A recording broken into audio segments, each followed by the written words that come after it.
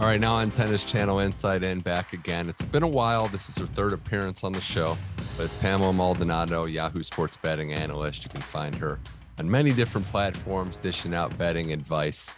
Big fan also of the Friday Five with Kelly in Vegas. But we got a lot to discuss about the tennis world. It's been a long year for all of us in the tennis sphere.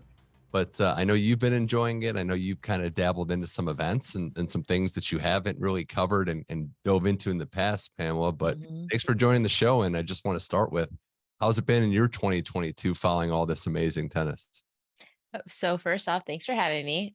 Always an opportunity to talk tennis. I'm gonna grab it 100% because I'm obsessed with the greatest game on the planet. Secondly, yes, 2022 has been my best betting wise, has been my best season ever in my betting career of tennis. And it's because of Wimbledon grass court season this year just played so pure. Everything that you could have predicted in who's going to win in how many sets, will there be a tiebreak? Everything came to fruition for me. Every prediction that I made was like a nail on the coffin. It was perfection. Is that going to happen next season? You can only wish for it, but I think there was a lot of discrepancies sports betting wise coming off of clay and all the players that did so well on clay. It doesn't necessarily translate to a grass court, so you can really find those edges, and there are definitely edges to be had, and I took full advantage. Couple of things. One, I mean, I love being like your mental break from the grind of football Oh, season. Just yes. come here and just, switch gears, lighten the mood. So I appreciate that. And there is no other sport, right, where we're just going to change surfaces, change the game completely. Like you wouldn't do that in baseball or football where, okay, we're just going to go to a different Exactly. surface. We're going to change the degrees. And that's what makes tennis so special. I mean, frustrating, I guess, if you're playing it, that you have to keep changing things Mhm. up, but there's no other game like this where we're going to change literally how it's played.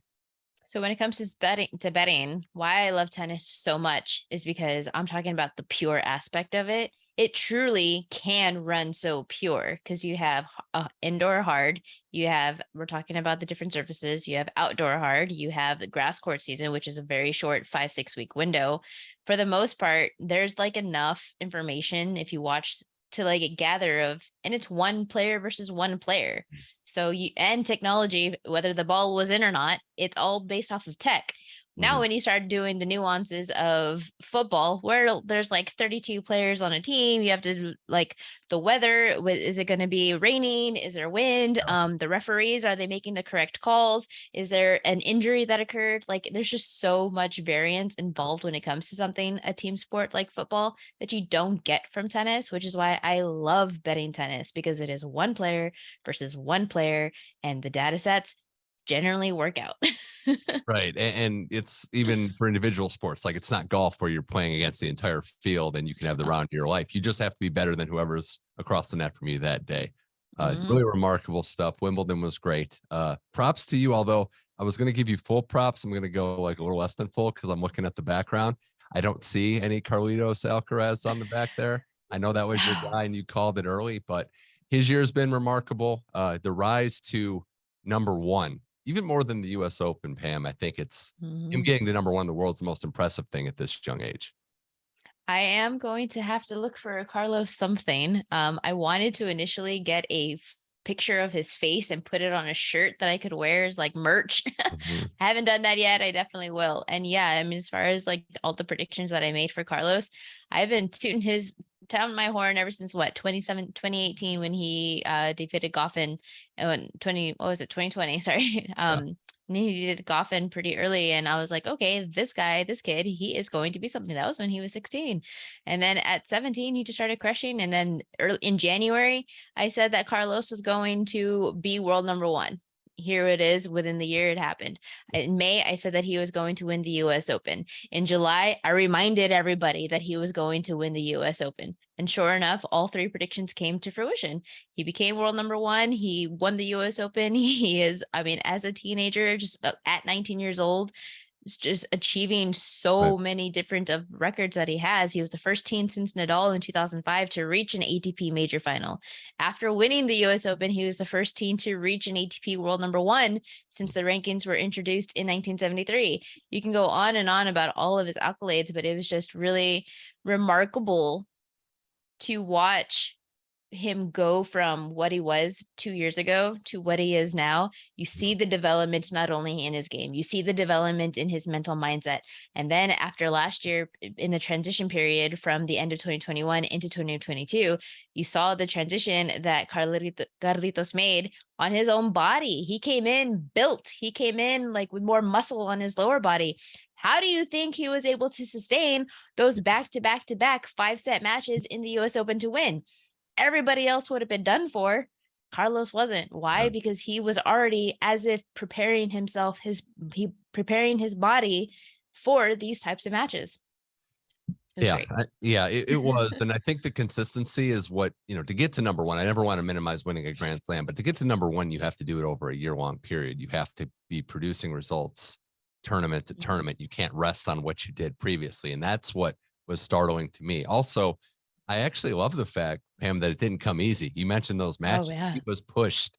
It wasn't just an ascent to the throne. Everything was rosy. The match against Sinner was maybe my favorite match, that with the Nadal-Medvedev AO match. And maybe you can throw Kyrgios Djokovic in there. But that match with Sinner at the US Open was awesome. I want to see them play a bunch. Their styles just match up perfectly. And the fact that Carlos is pushed, it's kind of like the big three thing, right? Like they got better because of each other. And exactly. I love the fact that that match was great and that US Open was a culmination of all the work that Carlos put in, as you mentioned. As you mentioned, it was also, we saw it from Novak against Nadal. We saw it against Nadal against Federer. They pushed each other. They made each other better. Why are they world number 1, 2, 3 in the big three? Because they competed. They had to outmaneuver. They had to mental mindset. They had to just outplay each other, figure out a new tactic that they didn't use previously. We saw that this year with Sinner. He made Sinner so much better of a player. We saw it again, even Francis Tiafoe. It was like almost his breakout year for him because he got to play somebody like Carlos that he has just as much variety as Carlos does, but he doesn't get all the recognition because he's so much more inconsistent. Well, maybe now we're going to start seeing some of that consistency come into play with Tiafoe, and maybe 2023 could be the year of him because he is playing so much better for having that match under his belt already.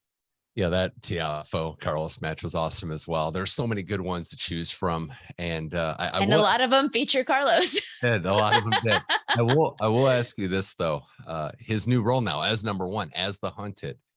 Do you think that's going to change anything with not necessarily his approach, but just the level of his opponents, bringing their best, knowing that there's no mistaking how good Carlos is? He's the top guy now. How will that affect how he plays going forward? Will it affect Carlos? I don't think so, because I think he's already such at a higher level caliber of player compared to the rest of the field.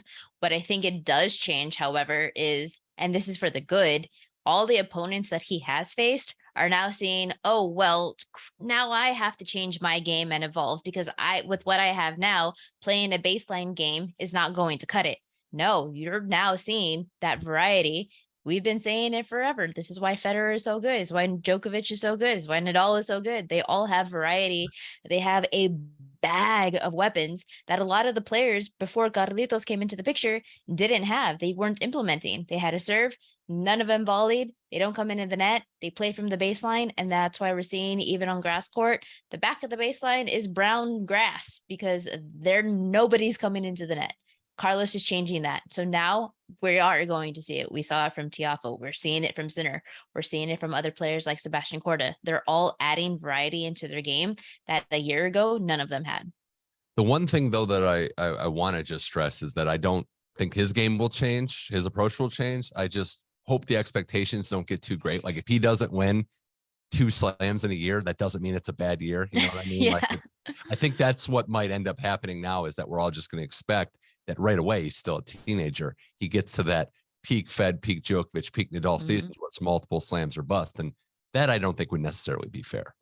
Well, you actually saw those expectations come to fruition in the year because he did so well early in the first half of the season, January through May. He was crushing everything, but then came grass court and people were still having that expectation of him to do well. But people like you, people like me, we understand, okay, his game, his style of play, Alcaraz's style of play is not necessarily suited for a fast surface. It's not necessarily suited for grass.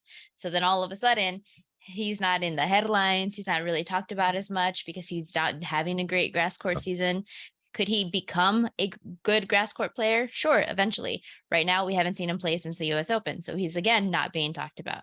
But then here we go, start of January. I'm sure the expectations are all going to come flooding back in because it's slower surfaces in the beginning of the year. It's surfaces that he should be excelling at, that he did excel at. And then it's going to be that cycle all over again. Well, that expectation is going to come around in 2023 grass court season. Lower those expectations. Yeah. His game right now is suited for a very specific type of surface, and it's not on a fast court, and it's not during grass. Well, you nailed the Alcaraz pick, so props there. And I'll just follow up with this: are there any other players? Obviously, probably not on the level of Alcaraz now, but people on your radar that you're looking at. Early, teens, early 20s. Last week we saw a bunch of young players win titles, and Felix, Holger Rune, Musetti. There's some other names that are popping up. Who's on your radar for potential breakout to get into the top 10 and beyond? I would love to see Francis Tiafoe. I mean, he had such a great 2022 season. I really think his skill set, a lot of what you don't hear being talked about him is that he changed his physique as well. Going into the US Open, I noticed right off the bat, I was like, oh, he slimmed down a bit. Well, now all of a sudden he's getting a lot more balls. He's putting his serves a lot more into play. He has a lot more mobility and agility that he didn't have this time last year. So I would love to see the progression that he made this season carry over into next year. Now, if we're talking about the younger players, honestly, there's only two for me. It's still Carlos. I want to see what 2023 happens for him. But more importantly, he's not one of the younger players, but he is a player that's coming back and is like rounding into form, and it's Dominic Thiem. Okay. He has been off. I'm sure I know you wanted to talk about him, but like he is the most exciting player to me right now because of the progression that he has made in his return from injury. Yeah, and we'll get into Thiem right now. I think that he loses the Medvedev today in straight sets. I think the progression has been good. I don't necessarily think that one loss is going to change that. He's on the cusp of the top 100. I also use the metaphor of, and I know they've played 6 times, but in this whole long road back, I think it was Kobe Bryant talking about playing Michael Jordan the first time ever. He's like, I needed to feel what that was like, what that level was like. This is this was a great opportunity for a team to get these reps in of like, okay, this is a guy I've played before, but I need to feel what this level is like again to know where I have to get to. I will preface this with this, and I agree with everything you said. He's totally exciting. He's great. He's huge for the game, and I want to see him do well. Anytime I hear tennis player injury and wrist, I'm going to get a little cautious too. And I understand why he's taken the long road. So while I'm rooting for him like hell, there's no guarantee that he's going to get back to top form. So I would also caution everybody to say, okay, let's just hope for the best. It's been great to see his progression. The Tommy Paul win was phenomenal. And I just want to see him take the slow approach if he has to, because again, wrist injuries are super serious. No, and you said it yourself, like injury with Delpo. I mean, he had the wrist injury and he honestly like never recovered from that. So the same could very much happen with Thiem, but I think there's a lot of hope to show that he potentially could also work past that because his game is actually there. It doesn't seem like the wrist injury is affecting him at all. I would say more so it's been more of a mental struggle that he's had rather than the physicality. His physical ability is there. He's not really getting winded in these matches. He's going the distance, getting through tie breaks, making it through the full 3. We haven't seen how well he could do in a best of 5, but it seems like right now that the wrist is not a concern, and that's always a good sign. Yeah, I'm rooting for him for sure. And just to put a bow on what you said earlier, I would definitely add Sinner to the mix. I think he's going to be a factor going forward. Felix, I'm a fan of. And I know we talked about him earlier on this show, actually, but don't sleep on Jack Draper. He gave Carlos a hell of a match earlier. And that's you're right. Future. What I do like about Sinner is that there's just like not a lot of players on tour, if any, that can match his power. And that's always wonderful to see. I wish he had a little bit more variety in his game because he himself is pretty much just a baseliner. But that power, when he's healthy, it is untouchable. And that's been the problem with Sinner is can he himself stay healthy? We saw him early in the season. He had to retire from a couple of matches. He withdrew from a couple of matches. He has these blister problems that seem to always pop up every now and then. He's just really inconsistent with his health right now. I would like to see him take like a break, a legitimate like 3-month break to get fully 100% healthy. So that way we can see really what the distance means for him. More with Pamela Maldonado here on Tennis Channel Inside In. Well, we turn our attention to the Paris Masters, and with that, the return of some heavy hitters, some of the greats of all time. Novak Djokovic is one of the players that will be returning next week, and the ATP Finals.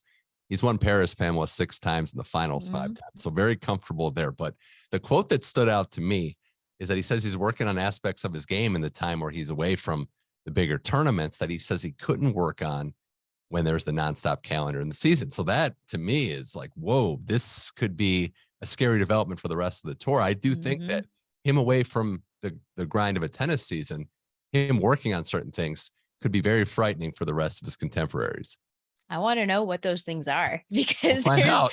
there's like what part of the Yeah. game is what part of the game does Djokovic think, you know what, I could do better in this area, because he is fantastic at nearly everything. There's a reason why he was world number 1 for so long. And the only reason why he's not world number 1 right now is because he was forced to sit out of a few tournaments and practically like an entire season.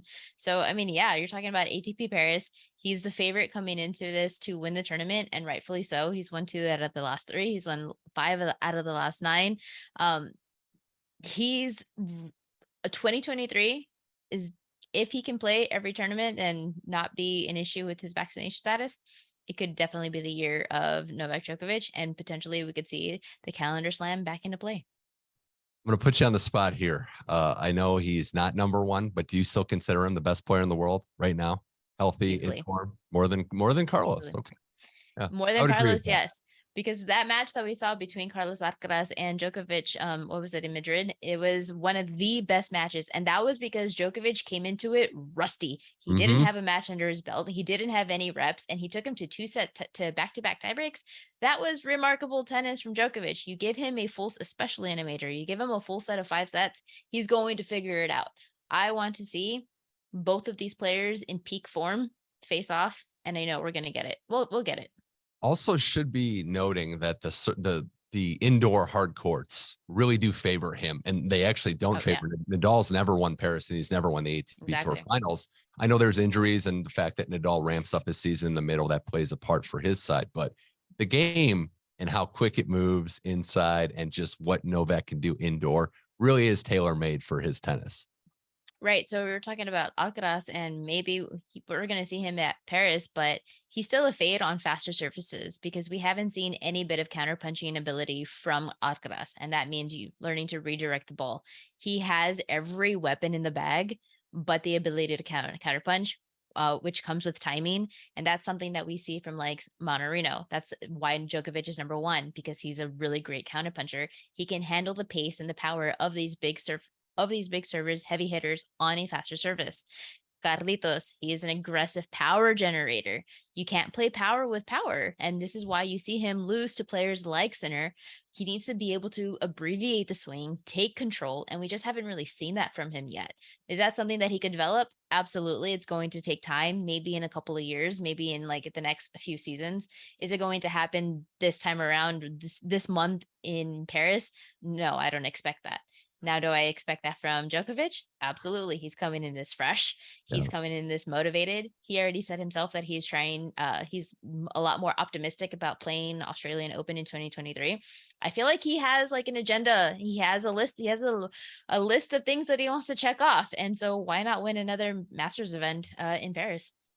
2 tournament wins, took some time off. Is he going to follow that up with 2 more tournament wins? I mean, it's tough to beat this guy going forward. Rafael Nadal is going to be returning, also committed to Paris and the ATP Tour Finals. Actually going to be playing some exhibitions with Casper Ruud in the offseason as well. So good to see Rafa back. He's a father now. He's adjusted to life, I guess, without Roger Federer on tour as well after the Laver Cup. But Rafa coming back to play, a good sign for sure. I know he's dealing with a lot of pain, but this is a commitment from a player who, as we mentioned, has not done well here, and still, unfortunately, Pam, going through some pain.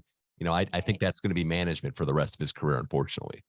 It is. It's unfortunate because I don't think we'll see peak Nadal anymore. I think those days are kind of past us. We may see him advance to the semis, to the quarters, but it's going to start become a thing where what he did to his body in this year, where he got the injections in order to get through Roland Garros, that is not sustainable. That is not something that he can repeat year after year and have longevity in this sport. So I feel like the days of Nadal are starting to kind of cave in a bit. Maybe who knows when his retirement could come, but now that he's a father, like potentially that focus is going to shift. We haven't seen him play since his round of 16 loss to Tiafoe in the US Open. He lost in 4 sets, but some positives for him going into Paris is, one, he's rested. It's been a great year. He had 4 titles, 2 of those were majors. But some of the cons for Paris, he hasn't played. So Yeah. Paris is fast. That doesn't bode well for Nadal. He has a 22-6 win-loss record, no titles, as you mentioned. And look at the players that he lost to, though. He lost to Zverev in the 2020 semifinal. He lost to Shapovalov in the 2019 semifinal. So those 2 names already are telling you he Mhm. struggles against these heavy hitters on this faster surface. So I don't expect him to have a deep run here. There's a lot of great players coming into this tournament who are going to be it helps that he's number 2 in the world right now. That could help him with the draw. But the last time that he reached the Paris finals was 2007, and he Yeah. lost to Nalbandian 6-4, 6-0. I don't know if you all remember that matchup, but I mean, Nalbandian would have been one of the greatest players of all time if he had just like cared a little bit more to be one of the greatest players. Off the top of my head, I don't know if that's the only time he's been bageled, but it's one of the few, if it is, because that just never happened to Exactly. Rafa. It never happens. I've always respected the fact, maybe more than most, facts about Rafa and all the accolades, that he doesn't use injuries as an excuse. He'll never say he doesn't want to take away, Yes. kind of like Federer never retired in a match. They don't want to Exactly. take away from their opponent's moment. It's a weird timing because in theory, if he has great runs, wins these tournaments, he could get to number 1 in the world. But I'm with you. Unless it's clay and unless he's been training for the specific goal in mind, the French Open title, he's not really built like Djokovic to where he could just come right back in. He's like that car that takes a while to rev up and needs all the repetition and the practice. He's a creature of habit. And Exactly. yeah, I don't see it happening this time, given the surface as well. But hey, it's hard to bet against Rafael Nadal in any setting. And I'm just glad to see him. We got to get into that appreciation mode because obviously with Roger Federer gone and Nadal, don't know how much more longer. We just got to We saw appreciate how these much it guys. affected him. That watching Startling. Federer in his retirement, we saw how much it affected Nadal. So that's got to have some type of, I don't know. I mean, of course, this is all pure guess, but I mean, that's got to weigh somewhat in his mind of like, okay, well, maybe I just I'm not lost one of my immortal best either. friends on tour. Yeah. I'm not immortal. And he understands his style of play is also not made for longevity in the game. This is why he had to get the injections, but he loves the longer rallies. And this is why he preserves his body for clay. This is why you don't see him post US Open really. So that had me wondering of why he's even playing Paris. And you just mentioned it right now. Maybe he does want world number one last time. It helps with the draw. It helps. It could help with his drawing in the Australian Open. It could help with his draw next year at Roland Garros. So yeah, I believe that there's a chance here that within the next year or 2, potentially that's it. Unfortunate that we were going to be saying goodbye to all these legends, but it's part of But sports evolution. only because his body's not allowing him to. Yeah. Because when he is healthy, we see him dominate. We see Mhm. Nadal clean up shop, just like he can beat absolutely anybody on tour if it wasn't for his body preventing him from doing so. Except Novak on hard court. But I agree Except with you. Novak Everything on else. Article. Everything else, you're right. Everything else, you're right. And seriously too, I just want to mention him going to Latin America with Casper Ruud to go play the exhibitions. I know it's not as competitive as the tennis tour, but that's going to be something. I mean, he is revered to the max in Latin America, and they don't get to see high level tennis players a lot of times in their countries. So that's going to be a great experience for him and for the people of Latin America. It will. I mean, anytime you have, this is why I'm already planning my 2023. What tournaments do I want to go watch schedule? Because I'm trying to watch Nadal in any, I don't care if it's a 250 event. I want to watch Nadal live. I missed my opportunity watching Federer live. I have seen Novak Djokovic, fortunately, at last year's US Open. I want to see Nadal in person. I want to see the bull mentality. I love, and this is what I'm going to miss most about him. We're already talking about him as if he's retiring tomorrow, but this is what I love and respect about Nadal is that you can never tell if it is a first round of a tournament or if it's the final. He plays every point as if it matters the most and it is the most important point that he's had. And that's what you don't really see from a lot of players, honestly. but you see that every single time, every tournament, every point, every shot from Nadal. You got to love it. He's just so process oriented over results. And it's one of the best lessons any young athletes or any young professionals can take away, is that he is just so committed to the process of what it takes to be good that it's taken it to unbelievable heights.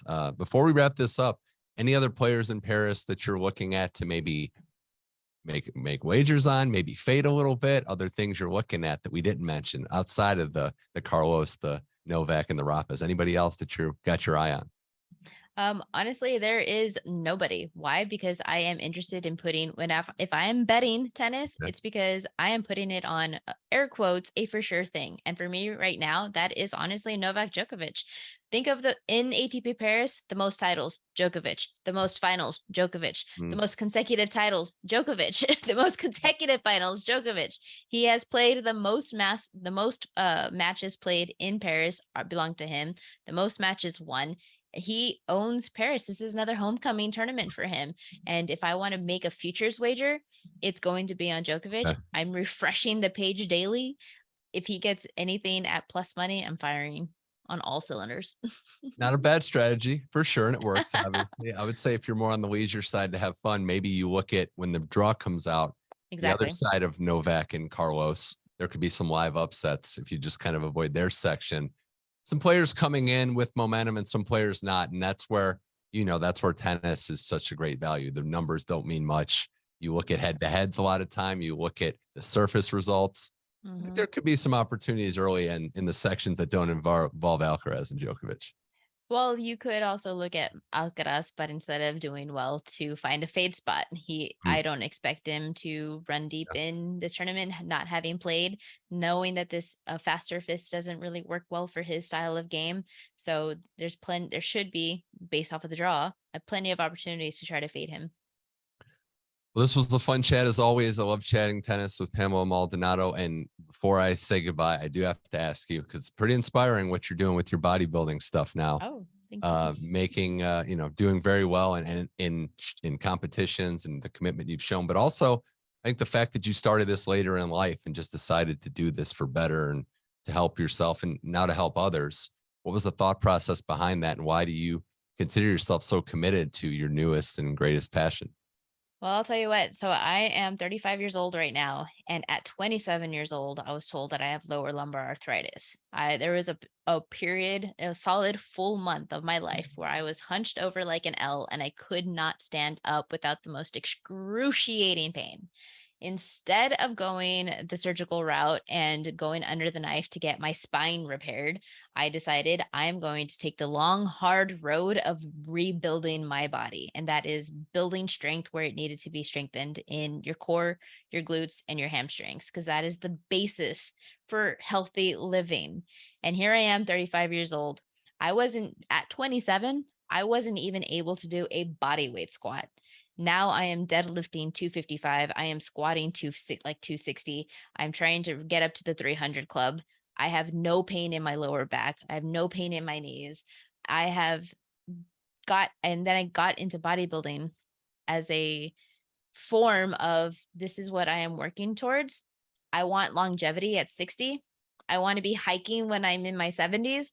I don't want to be sitting on the couch and like bedridden because my body aches so much. I want to be living life when I get older. And competing, that just came as like a bonus for me to have like these little miniature goals throughout the year. So I didn't start competing until 33 years old, and I didn't get into bodybuilding until 31. And this is the best physical shape that I've ever been in. It's been the best mental shape that I've ever been in. And I largely contribute bodybuilding to that, because it is dedication. It is a different type of discipline, and it coincides with my sports betting that I do now. I don't think it's coincidence that I've had the best year of sports betting. I think it's largely contributed to, this has also been the best physical shape I've been in, and it helps with the brain. It helps with the mind, honestly. It's obviously great to have goals, and it just shows you too that there's so many different ways. I mean, feeling good and living a healthy life is the goal. It should be the goal for all of us, but yet there's so many different ways to do it. And it's whatever fits your personality, fits what you want to do. You've obviously found something that is doing best for you in all areas of your life. So congrats on that and all the success that you've had. It's been very, very fun to watch. Pamela Maldonado from Yahoo Sports Betting. Check out all of her content on Twitter and all the posts she does for the Yahoo Sportsbook. Thanks for coming on Tennis Channel Insight In. We'll have to talk tennis again soon. Australia is just around the corner, but I was gonna say we'll see you again in January for the Australian Open. Thanks for coming on the show. Thanks for having me.